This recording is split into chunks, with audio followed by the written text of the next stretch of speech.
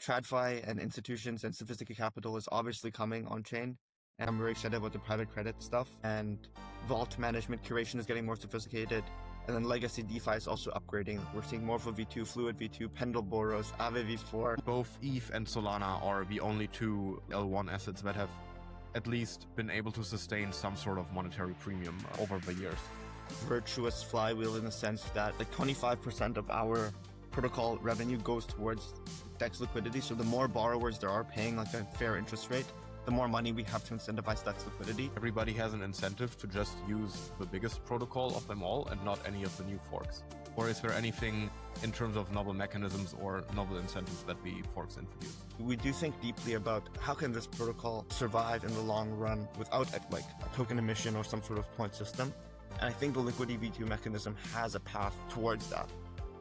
GM, and welcome back to episode 54 of the Odyssey Pod. Today we are joined by Ethan from Ebisu. How are you doing, Ethan? And thanks a lot for joining.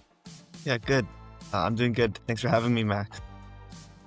Let's start with a brief background, how you got into the space, what Ebisu is, for those not super active in the Liquity and like broader fork ecosystem, might not have heard of you. You guys are still pretty new on the block, but yeah, you've picked an interesting focus of chains and ecosystems. So yeah, let's start by giving the audience a brief intro.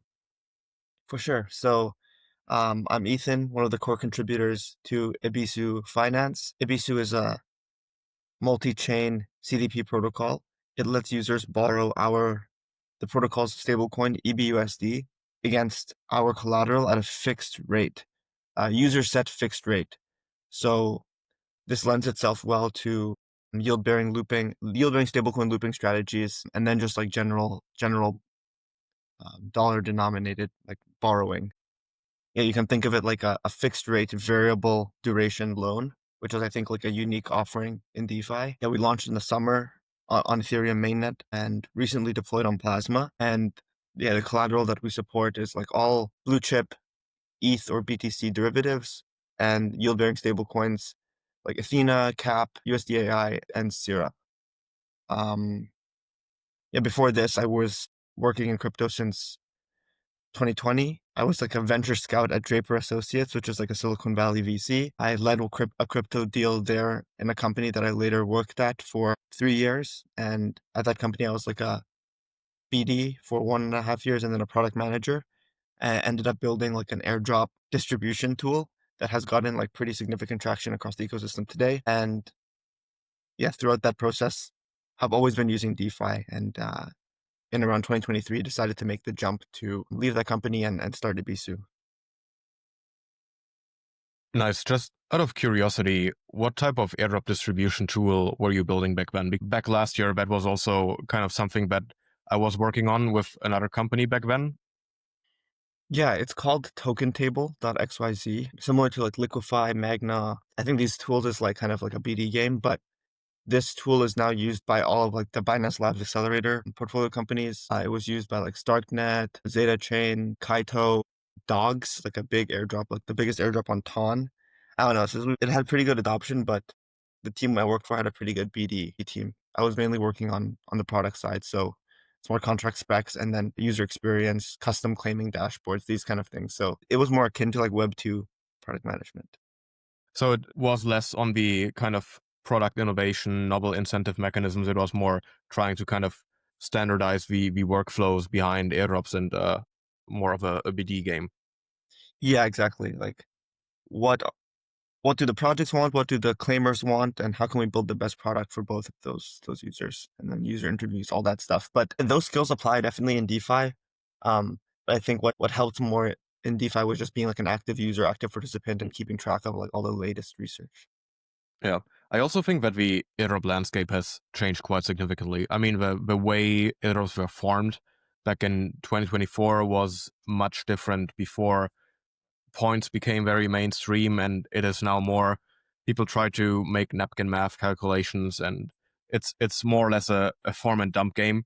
So yeah, I think that more and more projects will kind of reevaluate whether it's worth doing an airdrop or like try to attach it to metrics that are indicative of a more, let's say, sticky and loyal user behavior.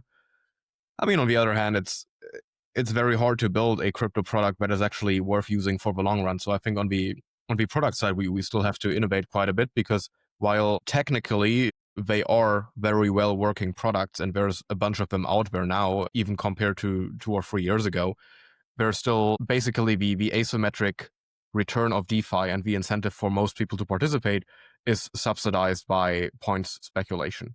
And For sure. most of that is driven short to midterm. So, like, yeah, Yeah. there has to be a constant influx of new games to play. Otherwise, most people will get bored.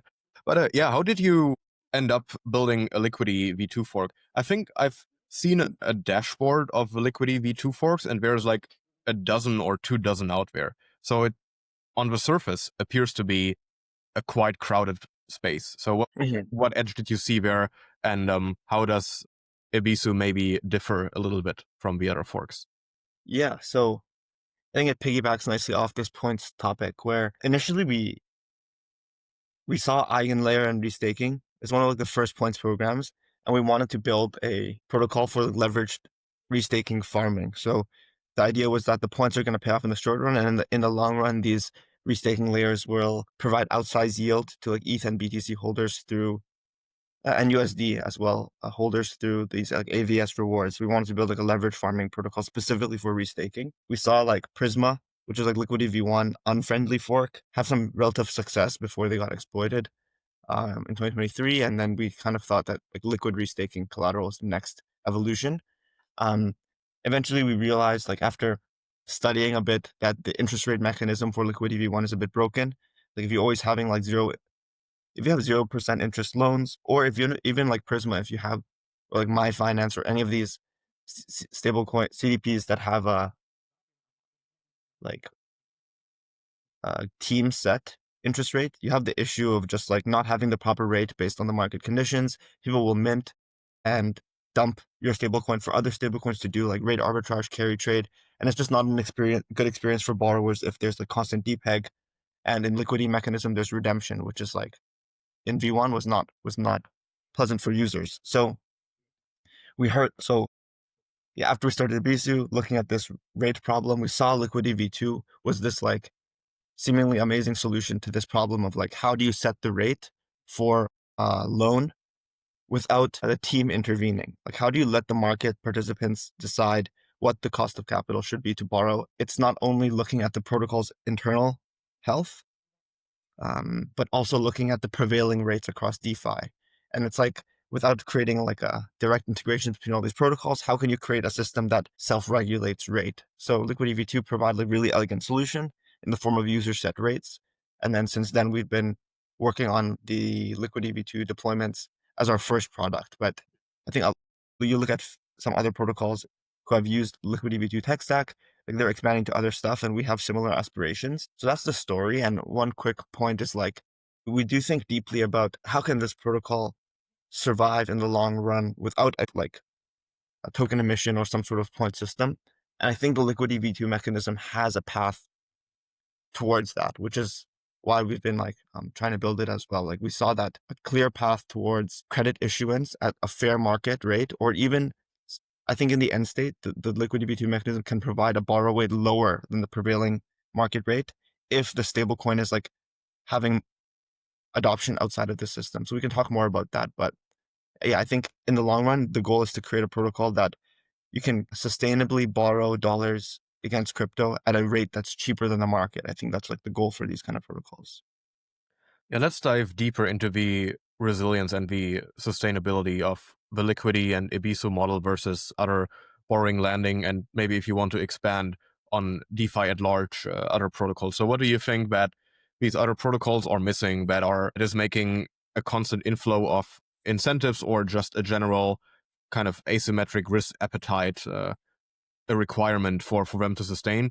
And where specifically does Liquidity or Ebisu offer incentives that are ingrained into the protocol itself and in the borrow lend relationship that do not require any external incentives, token incentive points programs for them to sustain? For sure. Yeah. So the points meta has like been very like game theory optimized from the project perspective and the farmer perspective. And I think now it's relatively sophisticated where if you're building a chain, it's like very different than if you're building like if you're doing any sort of asset issuance versus if you're doing any sort of multi-stakeholder action like Ebisu or any other borrow lend protocols are. I think for all of them in the early stage, you do need this token incentive because you're like, it's kind of like CAC in Web2 where you're paying for people to come in and put capital at risk. It's an untested, non-Lindy protocol. There's smart contract risk, there's mechanism risk, there's team execution risk, liquidity risk, hidden risks. So you should be compensated for that. And it's not like airdropping for like a non-financial product where users are clicking buttons and getting tokens that way, but users are contributing to the system in the form of fees and whatnot. So you're kind of subsidizing that with the points and incentives. So I think it's valid. It's like valid and essential to start, especially in an environment where all your competitors are doing it. So yeah. So we are currently running some sort of a points program. It's called Ebisu, rewarding like borrowers, stability pool depositors, and DEX LPs to start. But I think there's this like hypothesis that was viral yesterday called like dead money thesis, where you only hold coin for two reasons. One, you have demand to hold this coin because it accrues cash flows from like economic value creation. So this is like hype. It's like burning back token from revenue, or this is like a bond that's like yielding you like some sort of tangible like inflow of money because you're giving a loan. Or you on the other side of the spectrum, you hold the coin because it's like money. It's like high velocity, deep liquidity, widely accepted. And there's two sides of the spectrum. You don't really want to be in the middle. And I think, yeah, to have success long-term protocol, you need to like kind of position your product on one of the two sides of the spectrum. And where it gets tricky is if you're caught in the middle. And that's where like you're not offering some value prop that's deeply compelling to the market. So you have to constantly spend out of your pocket incentives to incentivize demand. So for us, we're trying to be, I think, on the side of the spectrum where the borrow rate. So we have two main users, which is like EBUSD holder, who generally seeks yield or like a decentralized stablecoin, and then a borrower who seeks like a cheap, sustainable rate.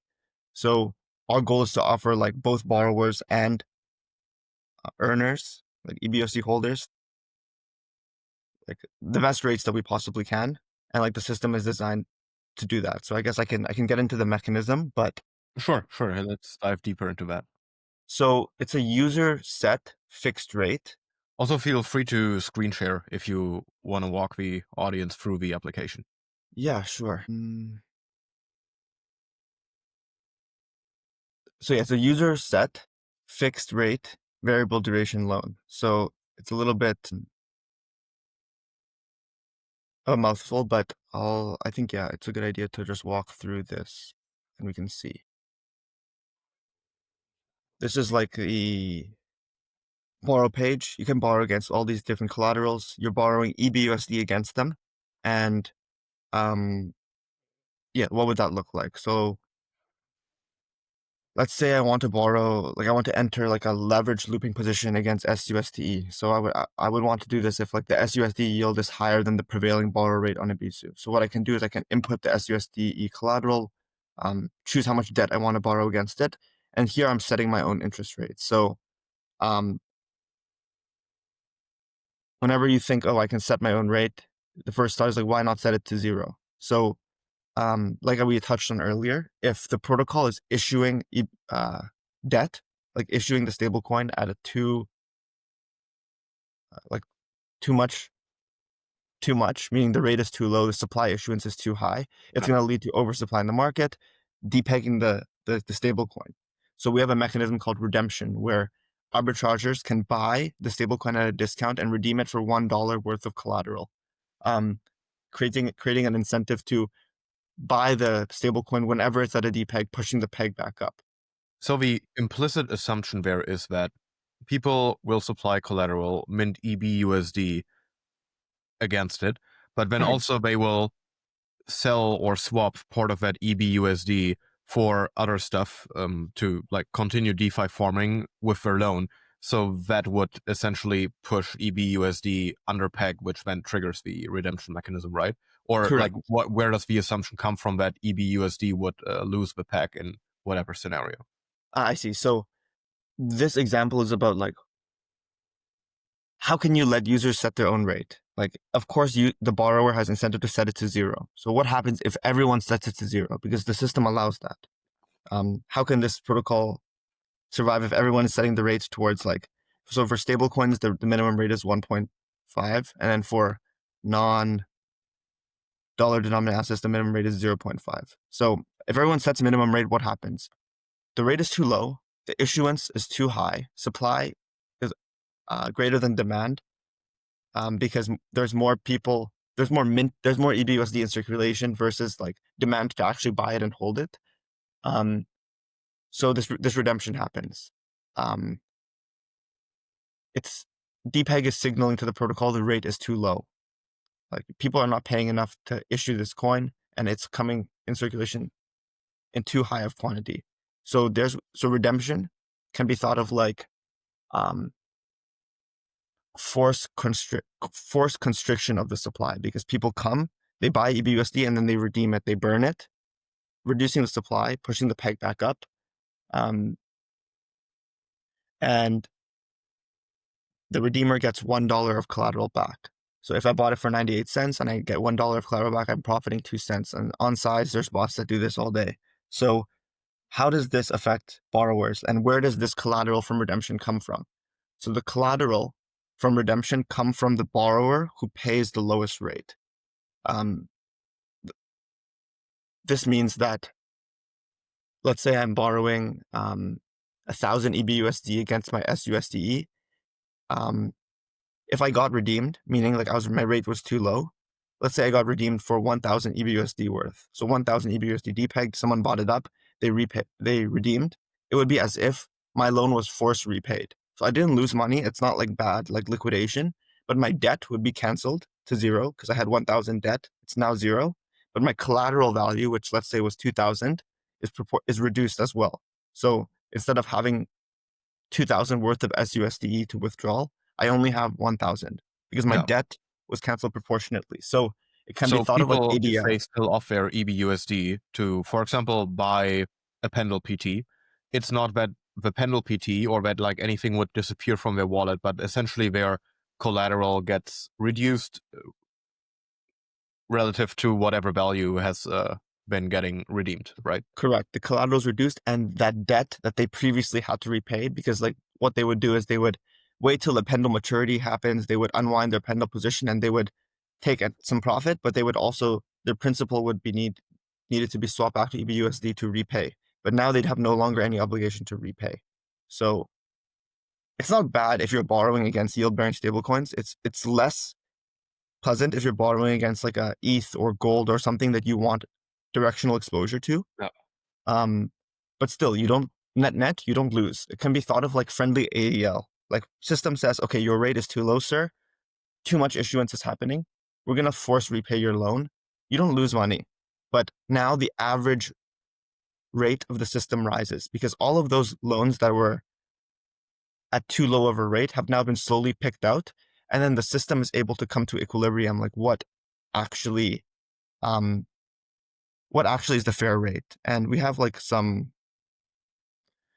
chart that kind of goes It would over be this. really interesting to see any kind of statistics or analytics of how the average rate changes by market sentiment and like over time, and like if there is an actual approximation of a fair rate in DeFi for fixed rate borrowing. Yeah, like, so the thing with Ebisu as well is you can change the rate anytime. So it's fixed rate, but you have like the ability to change, which is cool. If there is like, I can pull up something actually.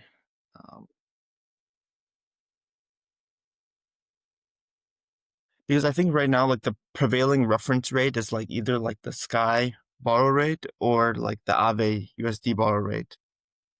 So I think that's mainly what we're armed against. Like if someone is borrowing at like a 1% interest rate, like let's say Liquity Bold, they're going to sell the Bold for USD and farm like the 6% lending rate for USD on Aave, or like the 5 or 6% Sky savings rate. So that's kind of like the arb that happens. So I think everything's kind of trending towards, that's where like the gravity is in the system. But like I mentioned earlier, like I'm going to pull up a dashboard where uh, there's like a block analytica borrow rate dashboard that basically shows that like Liquity Bold is the cheapest place to borrow dollars against ETH sustainably. And it's because the peg of Bold is pretty good. There's deep DEX liquidity. There's some integrations across DeFi. The peg is strong. Users can afford, when the peg is strong, users can afford to set their rate lower than the prevailing rate and not feel risk of being redeemed. So it's all about doing things to get your stablecoin adopted, pushing up the peg via like having some monetary premium, like demand to hold this coin as money. And that lets the borrowers enjoy a lower rate. And this is the kind of virtuous cycle of the system where this is a decentralized stablecoin. It's minted backed by a basket of assets. In the case of Bold, only ETH, very pristine. So if this asset can be widely adopted strictly for its monetary purposes or for its yield from the stability pool, which we can get into, then borrowers can enjoy cheaper than rates. So if the rate becomes more attractive as the protocol TVL grows, why is there an incentive for that many forks of Liquity? Shouldn't just on the surface, if people are listening to this now, shouldn't the understanding be that more or less everybody has an incentive to just use the biggest protocol of them all and not any of the new forks? Or is there anything in terms of novel mechanisms or novel incentives that the forks introduce? For sure. So I think the main rationale for Liquity for like having this fork thing is the Liquity is the most forked protocol, and it's nice mainly for like new chains to have a way to natively issue stablecoin without paying for USDT, USDC, and also for having like supply sync for governance token. These have been like historic use cases for Liquidity V2 forks and Liquidity V1 forks. And for V2, they wanted some way for like the DAO or the token holders as well as the protocol, like Liquidity itself, to accrue some value from all of these forks. So that's why they created this licensing system where the intention is that every new chain or ecosystem can license their own fork, paying a percentage of the fork's token supply to Liquity, mainly used to incentivize like Bold. And there's like exclusivity amongst collaterals per chain. So there's never going to be forks that are competitive with each other. You would go to one fork over another because you have money on one chain versus another. Or in the case of Ebisu, which is on mainnet, Liquity is also on mainnet, we're offering like collateral that are not offered on Liquity V2. And like we have made like significant modifications to the protocol to let us manage risk properly to match the needs of borrowers that like the we've identified like borrowers have needs of like wanting to borrow against these different kinds of collateral. To enable that, we need some like Liquidity is famously immutable, but we need some mutability to allow for proper risk management. So yeah, that's kind of the the pitch for the forks. Like you look at Felix on HyperEVM, it was one of the first stable coins on HyperEVM before any fiat-backed stablecoin came, and they had tremendous success just enabling borrowing against hype. And it's like not really a market that Liquidity themselves would target. No, no, that makes sense.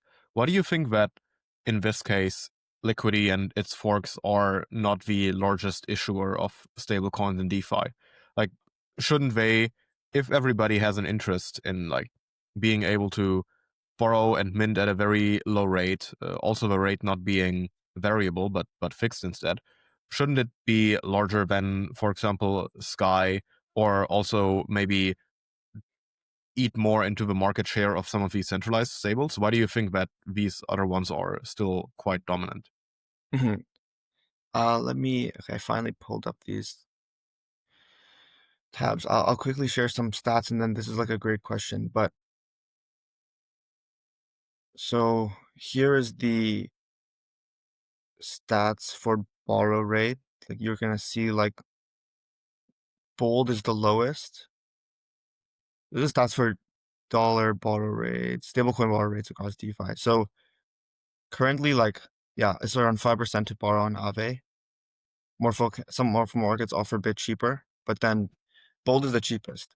So um, borrow rate is like a indication of supply of your stablecoin. Like If the bar rate is low, you're going to get more minters, more supply.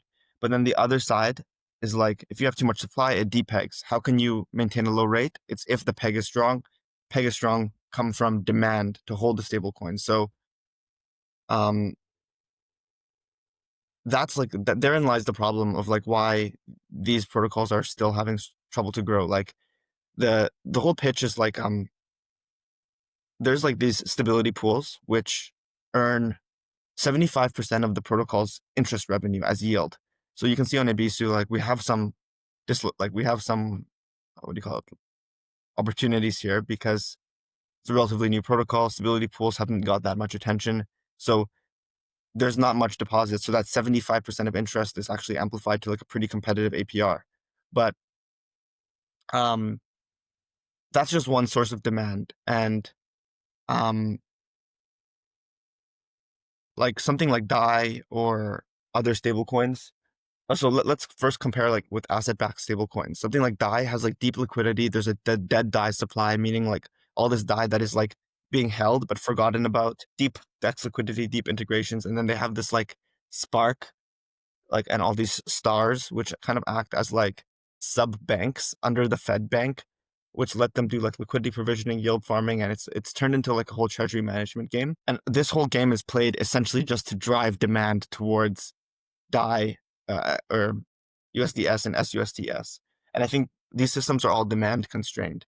Like the rate is low, sure, anyone is down to mint. But on the other side, is there someone for every minter? Is there someone willing to come and buy this coin and hold it? Hold it for yield or hold it for monetary value?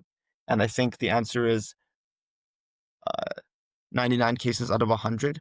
This demand is won by centralized stablecoin issuers because they're the ones who have the deep liquidity. They're the ones who have the SEX integrations. They're the ones who have maybe some sort of insurance or more like suitable towards like the general population's risk appetite. And it's also more capital efficient. Like the whole the whole limitation of like asset-backed stablecoins as a as a result of on-chain loan is that it has to be over-collateralized. But if we're just talking about pure money use case, one-to-one stablecoin wins. So it's up to Liquity and the forks, and DAI has Lindy, right? So it's, as a new protocol that just launched this year, it's up to you to create like this kind of incentive structure that creates demand to match the borrowing supply.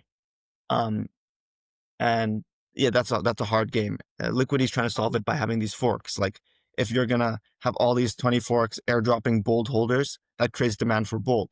So yeah, that's kind of a ramble, but it boils down to demand to hold your stablecoin. This is like the constraint factor, and it really is a liquidity network effect. Yeah.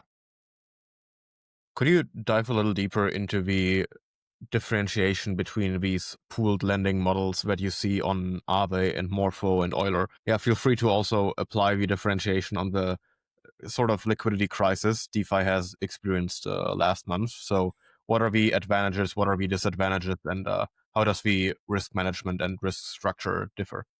Yeah. So Ebisu, like other CDPs, is like a pooled lending model. Pooled lending means that lenders are so there's a big pool of assets. Many different assets can be within this pool. These assets are used as collateral, and then lending assets are borrowed by people who are posting collateral in this pool. And the risk is more socialized. So as a lender, I don't really choose which asset I lend against. I just take one rate. I just take the rate that I'm given, and that rate is comprised of like based on the borrowing demand against all these different assets. In an isolated model, the market is more defined, more constrained, where only a specific types of collateral assets are supported and a specific type of lender asset is supported, and the lender can choose which collateral they want to lend against. I think that's the main differentiation. It's like lender being exposed to a pool of assets versus a handful of assets. Hmm. And as the lender, like all of these money market systems rely on like lender as the first step, and I think they're like one of the more like maybe the most important stakeholder in the system. So as a lender, you would choose to lend to an isolated market if you want to control what collaterals that you have exposure to. Typically, the lending rates are higher because in a pooled model, you have more capital being attracted to it, which can like push the rates down. But in an isolated model, if like if people are really demanding to borrow against a certain collateral, rates will be higher, leading to more yield for lenders. So that's why like we have seen the prevalence of Morpho, Euler being like places where looping and borrowing against more exotic assets has taken off. Whereas on Aave, a pooled model, lenders may get lower rates, but it's like more set it and forget it. You always know there's going to be demand to borrow on Aave. You always know you're going to be earning some yield. You're not at the behest of like a curator to manage like allocating your capital to different isolated lending markets.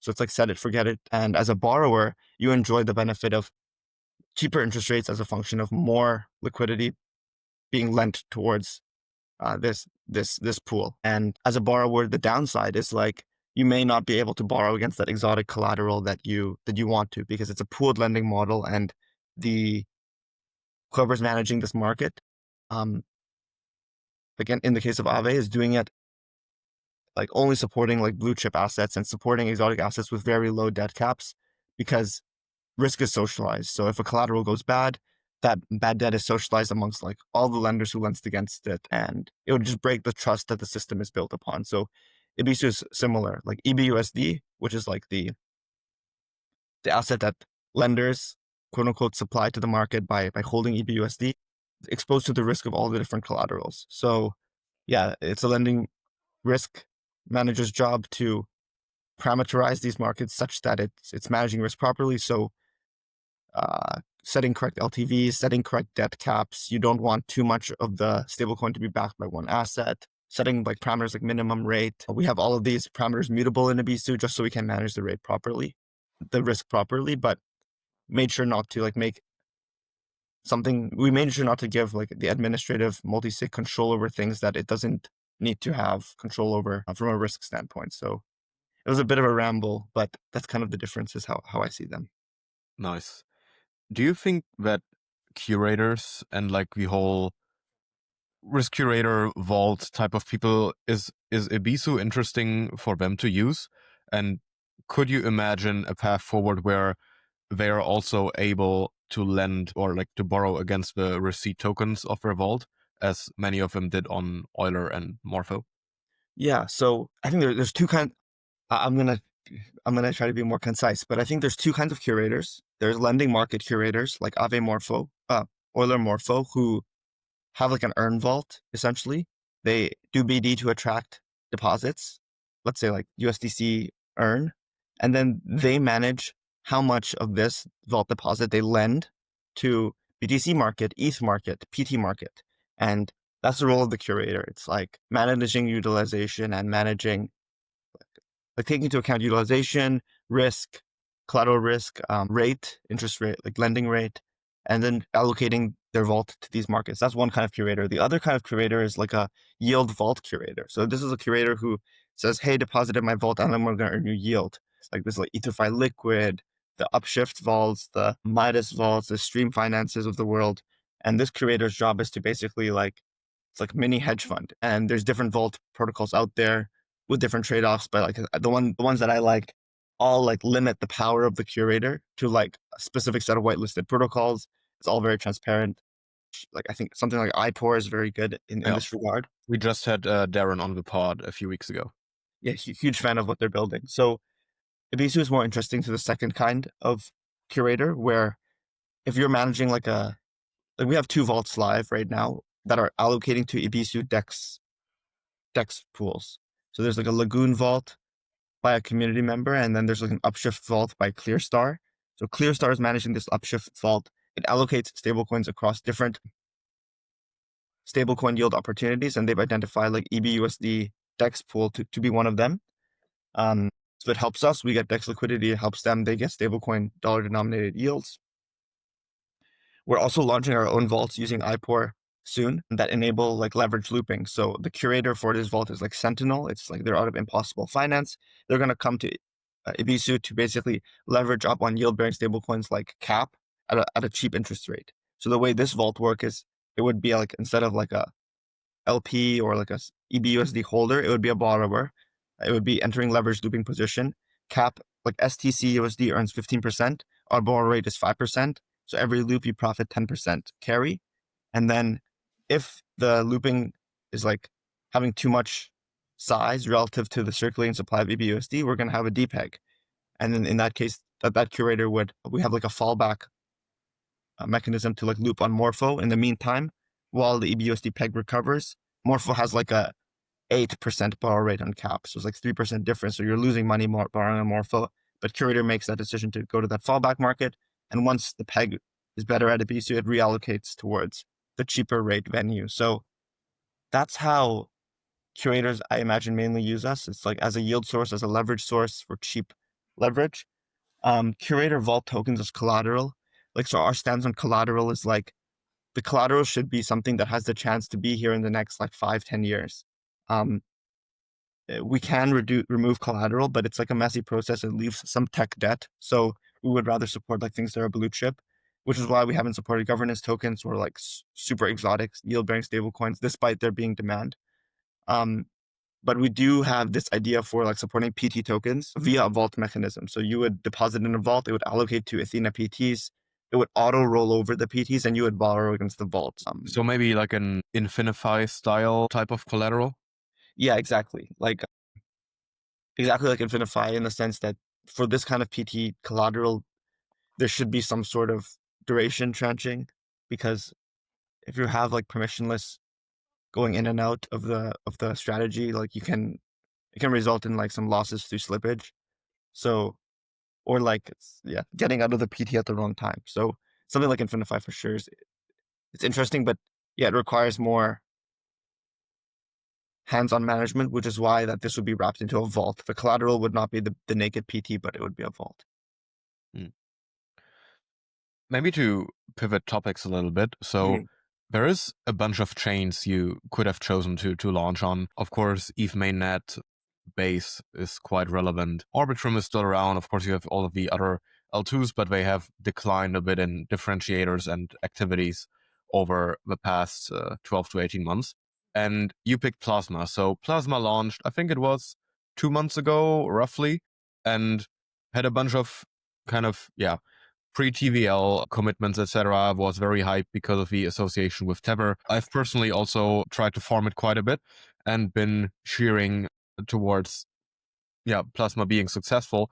But as of now, it seems like it is struggling to pick a differentiator versus other chains. Maybe embark on somewhat of a different, similar decline as many of the alt L1 2021 and 2022 after they probably had their peak before or around the Luna UST collapse. We've also seen Berachain launch earlier this year, which also has not succeeded in attracting or like retaining all the TVL it got beforehand. So why Plasma? Feel free to shill your Plasma bull case or like any opinion you have on the broader ecosystem there. For sure. Yeah, like CT have like. So first of all, we heard about Plasma like before the summer. We were compelled by it. We deployed on Ethereum first, and we saw that there was a good growth. There's like Ethereum's the biggest market, but it's not a market where you're going to get any kind of boost in demand from like external incentives and or hype. So we wanted to wanted to test how the protocol would perform on a chain where there can be like external incentives, hype, this kind of thing. So that was our rationale for deploying on Plasma, part of it. And yes, like CT have like a memory of like a 2-day weighted average. It's like, what's the sentiment from the last 2 days? And then if it's trending bad, I'm going to be mad. If it's trending good, I'm going to be happy. And I do think like the Plasma, I've gotten burned on like perps on the XPL tokens. I definitely feel you there. Yeah, I also bought it the spot and like I'm down very bad on it. Yeah. So, but I think the team is pretty competent. So here's my bull case as like a builder in that ecosystem. Stablecoin chain. Like I think there's two main like value props or bull cases for like stablecoin chains. It's like one, proximity to payment flows, and then two, net new stablecoin DeFi. So what does each of those mean? Like payment flows is like if you can be the chain that attracts like the Tron killer thesis essentially. If you can be the chain that attracts all this velocity of money through payments, it's going to be good to build. Like whenever you have payments, you need credit facilities in parallel, like in proximity to it. You need asset issuance in parallel to it. I think that's the whole neobank thesis. If you can get everyone to like pay on your platform, then you can upsell them with all these different complementary products. And that's the whole neobank thesis.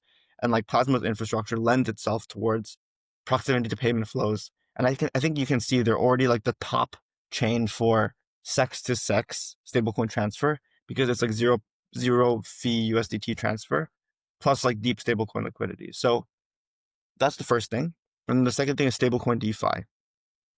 We've seen emergence of like this new kind of stablecoin started by Athena, where it basically takes money and goes and does arbitrary off-chain trade. It's like kind of like a hedge fund with like a very defined strategy. And it's up to the protocol to build all these transparency tooling that like lets people be able to underwrite the risk of this off-chain strategy properly. We see things like USDAI, Daylight doing this for private credit. So sourcing stablecoin deposits as like a cheap source, as a source of lender liquidity with a lower cost of capital, and then deploying it into like lucrative off-chain credit vehicles and passing the yield back to the stablecoin holder. So if you're like a new stablecoin innovator and you want to launch on a chain, I think it's attractive to go to a chain that already has like deep stablecoin liquidity, because what's enabled by like tokenizing something in a dollar denominated form is like looping. This is something we don't really have direct comparison to in TradFi. And yeah, for looping, you want to be on a chain with deep liquidity. So I think this ties back to XPL price. How? I think Plasma did really good go-to-market, and they were able to have successful go-to-market because they did like all this hype around Plasma token. It launched at a high FDV, and they were able to use the token emissions at the high FDV for like very successful liquidity mining campaign. They still have some incentives, but the incentives have tapered. But if you look at across DeFi there, it's very healthy in some regards. There's a lot of liquidity on dexes for stablecoin swaps, and there's a lot of lender liquidity on different lending markets like Aave, Fluid, Yeah, I think Euler. there's like more than $1 billion in some of the Aave pools. I think it was particularly driven by the kind of levering up the Athena USDE and SUSDE trade. I think it's to be seen how sticky this liquidity is going to be, but I mean, directionally, I very much agree. Plasma definitely has differentiators in terms of their backers and who they are associated with. And if they're successful in creating more of these DeFi native or like natively DeFi integrated stablecoin payment flows, I do think that they have quite a bright future ahead, or that at least they are much more interesting than some other ones. I think on the being integrated into fintech and like traditional finance payment flows, the other one that is also seemingly associated with Tether, I think it's called Stable. It seems to be a little stronger on the BD side there. I think it was like mid-October, early November when there have been a couple of announcements of like fintechs partnering up with them. So while the bear case I would see is that by now most chains have collapsed down into becoming stablecoin chains. I mean, Ethereum and Solana are the only exceptions, because on Solana you still have like more long tail speculation on memes and just like a more kind of risk curious community of holders. And both ETH and Solana are the only two, let's say, L1 assets that have at least been able to sustain some sort of monetary premium over the years.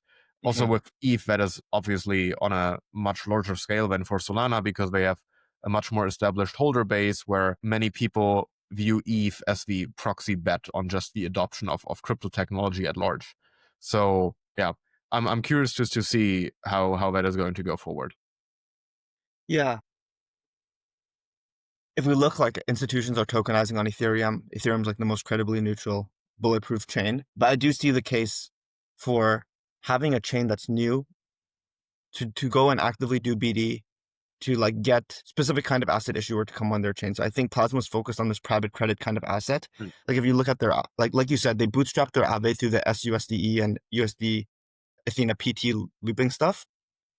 But I think they're going to continue to push forward on this like Syrup USD, USDAI, Daylight USD kind of thing. And if you look at their like Plasma deployment of Aave, the borrow rate is lower than on mainnet, but lenders are having like high high elasticity where like they're willing to lend wherever the rate is highest, but borrowers have low elasticity. So even though the rate is cheaper, you have seen like slowly borrowers coming and migrating over. So I think the success of these kind of new chains relies on them, one, having new assets coming to be issued natively there, and then offering leverage against those assets like more exclusively. So a Syrup USDT, I don't think it's listed on Aave mainnet, but it's on Plasma. And then this is like some borrowing demand that doesn't have to be stolen from anywhere, but it can be like natively created on this chain. And the lending rate is still incentivized with XPL. So how do we get to a sustainable state? I think it comes from this neobank narrative. Like you need new liquidity in the system. So in Plasma, I think they're focusing more on like emerging markets and like with their like Plasma One neobank product. And if you have new liquidity coming in for payments through like a neobank, through like because of there's like economic incentive, like no fees and then cashback 4%, then you can upsell them yield products. That means you have like net new depositors minting these kind of like probably through a vault, minting an assortment of these different stable coins, and that's going to be bringing like a new supply of stable coins to the chain.